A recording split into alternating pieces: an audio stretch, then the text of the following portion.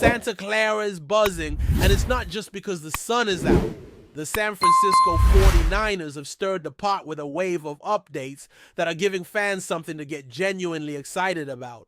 We're diving into the freshest developments, straight out of camp. And if the early signs are anything to go by, things are trending in a very promising direction. Today, the spotlight turns towards something that's been quietly taking shape behind the scenes, something that could make a huge difference next season. I'm talking about the offensive tackle situation and how the team is laser focused on reinforcing one of the most critical areas of the roster. So buckle up, because this isn't just any offseason update. This is the kind of stuff that can shift the entire course of a draft strategy. Now, one of the big things that's caught everyone's attention is the formal list of top 30 pre-draft visits. Most of it lined up with what we've seen in the mock drafts and what scouts have been whispering for months. But there was one glaring exception, and it's what sets the tone for today's discussion: the offensive tackle position. That's where the curveball came in. While other groups followed predictable patterns, this position had a few unexpected names pop up, and that's not something to ignore. It's a strong signal that the front office is shifting priorities, or maybe even playing their cards a little closer to the chest this year. To give you some context, in past drafts, these top 30 visits have been more than just routine check-ins. They've been strong indicators of intent. Last year, for example, the Niners brought in several players who ended up getting picked, including 5 out of their 9 selections. The year before that, same story. 5 out of 9 picks had already made their way through Santa Clara's doors during the pre-draft cycle. So while it's not a guarantee that a visit equals a draft pick, the trend speaks for itself.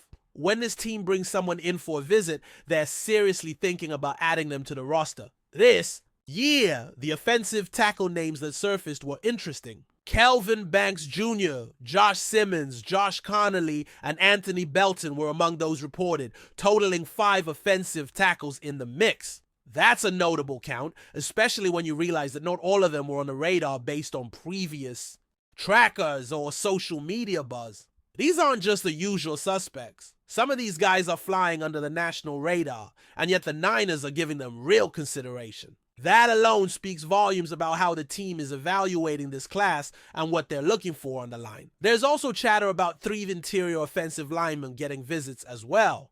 That means we're looking at 8 linemen in total getting legitimate face time with the staff. That's not a coincidence. It's a strategy. What it tells us is that the front office is treating this offseason as a critical point of inflection when it comes to protecting their quarterback. Fans have been hammering this point home all year. Protect Brock Purdy. And you know what? They're absolutely right. It's one of the most valid concerns raised every time someone mentions a flashy defensive prospect. The counterpoint is always, what about the offensive line? That concern hasn't fallen on deaf ears. In fact, the numbers show that nearly 1/3 of the players the team has targeted so far are offensive linemen. That's a massive investment of scouting resources, and it shows a clear recognition that the unit needs more depth, more talent, and more long-term planning. Everyone knows Trent Williams is a monster at left tackle, but he won't be around forever. And while Colton McKivitz showed promising progress last season, nobody's pretending the job is done. He made strides, no doubt, and cleaned up a lot of the inconsistencies that plagued his earlier performances. But there's still work to be done, especially after that Super Bowl performance, which, let's be honest, still stinks. The thing is, no one's pointing fingers or saying it was all on the offensive line. That loss had layers, but it did highlight just how critical those trench battles are. You can't win championships without stability up front. So the fact that the Niners are taking a hard look at the tackle position, even if it means reaching a bit or looking past round 1, that's encouraging. They're not ignoring the red flags, they're responding to them. And they're doing it with a strategy that looks both aggressive and calculated. Even in a draft class that's not being hyped as a goldmine for tackles, the team is willing to roll the dice to find the right fit. That shows a real sense of urgency, and honestly, it's refreshing. For years now, the narrative has leaned heavily on defensive investments. Pass rushers, linebackers, the occasional lockdown corner. But now, the pendulum might be swinging the other way, and the fan base seems here for it. Every time someone drops a comment like, yeah, that's great, but who's going to block for Brock? That's not just noise, that's insight. That's people who get how this game is won. Now zooming back in on McKivitz for a second, there's hope he can hold it down. He wasn't perfect, but he wasn't a liability either, and given the injuries around him and the presence of a rookie like Dominic Pooney stepping in beside him, it's fair to say he was thrown into the fire. The fact that he held his own in a brutal stretch of games says a lot. So, when we talk about bringing in another tackle, it's not necessarily about replacing him. It's about building depth, creating competition, and being ready for whatever comes. Because if last season taught us anything, it's that depth wins games in January. And here's something else that matters. Pick number 11 is still a big question mark. It's too early to say what direction the team will go. But based on how they're lining up their draft board, it doesn't feel like they're banking on using that pick for a top tackle. Most of the guys we're talking about, the ones they've brought in, are projected to go somewhere between rounds 2 and 4. That lines up with what you'd expect if the plan is to strike early on day 2, snag a high upside lineman, and maybe double dip if the board breaks right. There's also this angle. If someone like Abdul Carter is still sitting there at pick 11, that might be too good to pass up. And if that happens, it makes total sense that they'd already be eyeing tackles for rounds 2 and 3. You don't need to meet with a top 10 guy unless there's a red flag. Usually that level of talent is scouted thoroughly without the need for a visit. Unless, of course, there are character questions or medicals that need closer inspection. And that's what makes this group so fascinating. It's not just about who's at the top of the board. It's about who's actually been in the building, who's met the coaches, who's spent time in the film room. That's where the real stories are. That's how you know who's being seriously considered. Switching gears now, let's talk about the rest of the trenches. Because it's not just offensive linemen that the 49ers have been digging into. There's also been plenty of attention paid to defensive tackles and edge rushers. And that balance tells you everything about how the front office sees this team evolving. They're not just reinforcing one side of the ball. They're looking at the full battlefront. And when you step back and look at the big picture, you start to see a clear theme emerge. Physicality, winning in the trenches, owning the line of scrimmage. Looking at the current draft visits, it seems like 5 edge rushers have been brought in, which is right in line with the way they've approached things in recent years. There's clearly still an appetite to get more juice on the edge, especially after some of the departures and changes in that room. While we're not diving too deep into all the names today, the numbers speak for themselves. The Niners are not satisfied with just rolling out last year's group. They want to keep that competition sharp and make sure they're not overly reliant on any single pass rusher to carry the load. Back on the offensive side, the interior line hasn't been ignored either.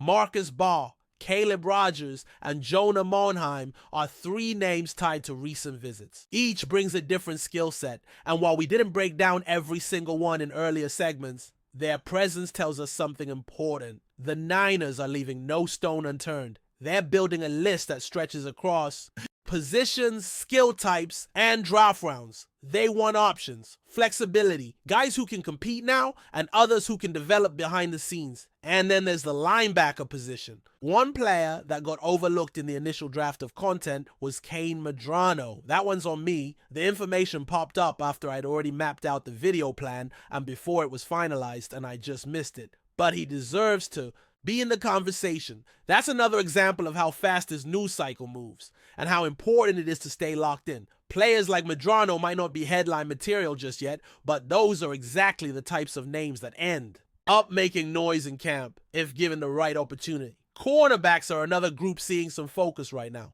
3 prospects are currently under consideration, though the situation seems to be following similar patterns to what we've seen with the tight ends. Speaking of tight ends, that room is also seeing some unexpected developments. 3 names are in the mix at the moment, and one of them reportedly spent time during a top 30 visit alongside a well-known player. That kind of interaction could speak volumes, especially if the coaching staff sees potential in a mentorship-type relationship. When another tight end visit popped up late yesterday, it caught a few people off guard, but it could be another.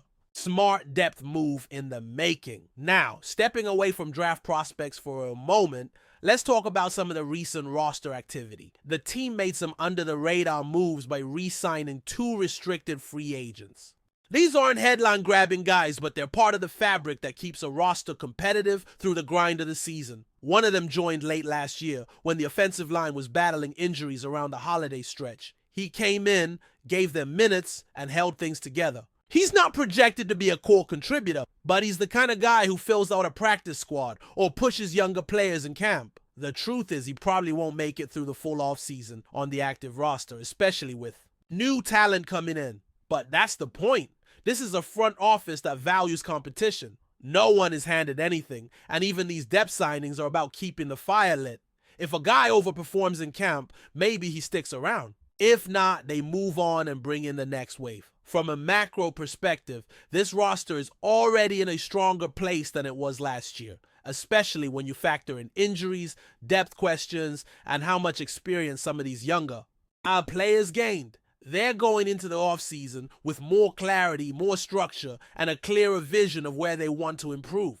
That's not just about scouting. It's about culture, about standards. You can feel that sense of urgency from top to bottom. One of the tight ends who re-signed has yet to record a catch in the league, and that highlights where this team is with certain players. It's a bit of a wait-and-see situation. And training, camp will be make or break for him, but you don't hand out restricted contracts if there's zero confidence. He's probably in the mix for the 90-man roster, and if things go right, maybe even the practice squad again. But with another tight end likely coming through the draft pipeline, the competition is only going to get fiercer. There are still concerns, especially with some of the younger prospects who might not be physically ready for the league grind just yet.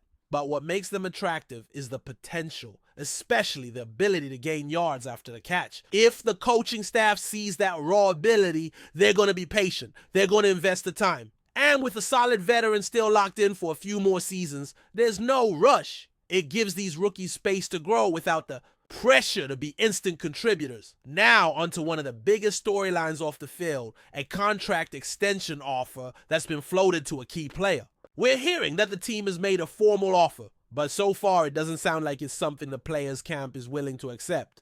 Still, that doesn't mean talks are breaking down. Quite the opposite, actually. Everyone involved seems optimistic that a deal will get done eventually. It just might take a bit more back and forth to land in the sweet spot. Depending on how you look at it, this could either be frustrating or encouraging. On one hand, you wish it was already done. No drama, no uncertainty. But on the other hand, this is already a more proactive approach than we've seen in some past off seasons. Normally, these contract situations drag out into midsummer or even later. This time, the talk started earlier, the information is coming out faster, and the tone feels different. There's less waiting around, more action. The fact that ownership was already talking about long-term decisions before the season even ended. That's a shift. We even heard from one of the owners that this move had been under consideration during the actual season. Not after, not in hindsight, but in real time. That shows a higher level of engagement from the top, and that kind of alignment usually leads to results. Add to that the fact that this front office has been more open with the media, sharing details earlier than usual, and it all adds up to a sense that things might get done sooner than expected. I'm not saying it's definitely going to happen before organized team activities kick off in April, but there's a real shot. You can feel the momentum. Sure, things can change, and they often do, but right now I'm feeling good about it. Ask me again in a few weeks and maybe I'll have a different vibe, but for now, optimism is the word. And you know what else I'm fired up about? The draft. We're just a week away, and I honestly can't wait. It's that time of year again. Watching each pick come in, analyzing what it means, looking for the strategy behind every decision. This front office has always had a few surprises up its sleeve, and I'm excited to see how they handle it this time. I'll be keeping things short and focused when the time comes, just hitting on the biggest moments and what they mean moving forward. Let me know what you think about all this. Are you feeling good about how much focus they're putting on offensive linemen? Do you think they need to take one early? I always love reading your takes, and your insights really help shape these conversations. Hope you're having a great night, and congrats on making it through another week. The weekend's almost here, and the draft is right around the corner. Let's get it. But before we dive in, don't forget to subscribe to 49ers Zone and hit the like button on this video. Your support helps us keep bringing you the latest updates on the San Francisco 49ers. And don't forget to share your thoughts on the news in the comments below. Could a blockbuster trade be on the horizon for the San Francisco 49ers? Rumors are swirling about the potential acquisition of Stefon Diggs. the dynamic wide receiver who's been turning heads across the NFL. After a series of successful seasons with the Buffalo Bills and a recent trade to the Houston Texans, Diggs could be primed for yet another move, this time to the Bay Area.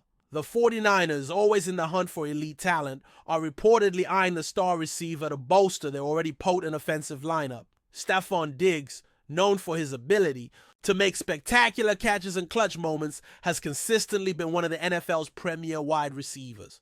With his 2020 season setting records in Buffalo, leading the league in receptions and receiving yards, he proved himself as a force to be reckoned with. Despite a slight dip in production during the 2023 season, Diggs was still named to his 4th consecutive Pro Bowl, maintaining his reputation as a top-tier playmaker. However, the 2024 season took an unfortunate turn for Diggs after suffering a torn ACL with the Texans, sidelining him for the remainder of the year. This injury could be the key to unlocking a potential move for the 30-year-old receiver. For the 49ers, the possibility of adding Diggs to a roster that already features the likes of Deebo Samuel and Brandon Ayuk is tantalizing. With quarterback Brock Purdy showing promising development, the addition of a veteran like Diggs could provide the 49ers with a true game changer in their offense. Known for his sharp route running, incredible hands, and ability to break big plays, Diggs would be the perfect complement to San Francisco's playmakers, offering a dangerous deep threat that defensive coordinators would have to game plan around. But what would it take for the 49ers to land Diggs? With the Texans having acquired him just recently, any trade for the receiver would require a substantial package of draft picks, including potentially high-round selections. Additionally, Diggs' contract situation could complicate matters. Having been restructured into a one-year, $22.52 million deal with Houston, he would come with a hefty price tag for any team looking to acquire him. However, for a Super Bowl contending team like the 49ers, the investment could be worth it to secure that final piece of the puzzle. As the NFL offseason continues to unfold, the speculation around Stefon Diggs' future remains a hot topic. For now, 49ers fans can only dream of what could be if this trade comes to fruition. The combination of Diggs' playmaking ability with San Francisco's already formidable roster could elevate them to new heights, possibly leading them back to a Super Bowl. Keep an eye on this developing story. If it happens, it could reshape the landscape of the NFC. That's it for this update. If you enjoyed the video and want to keep receiving exclusive news about the San Francisco 49ers, make sure to subscribe to 49ers Zone and give this video a like. We always look forward to hearing your comments and opinions. See you in the next video.